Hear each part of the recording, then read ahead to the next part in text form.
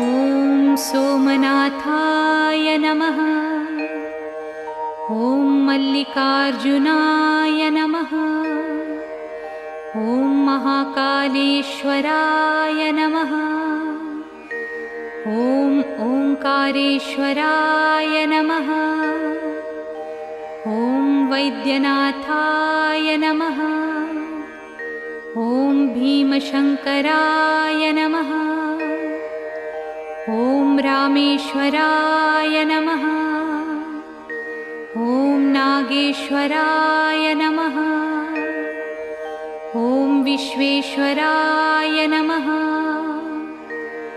ॐ त्र्यंबकेश्वराय नमः। ॐ केदारेश्वराय नमः। ॐ भुस्मेश्वराय नमः।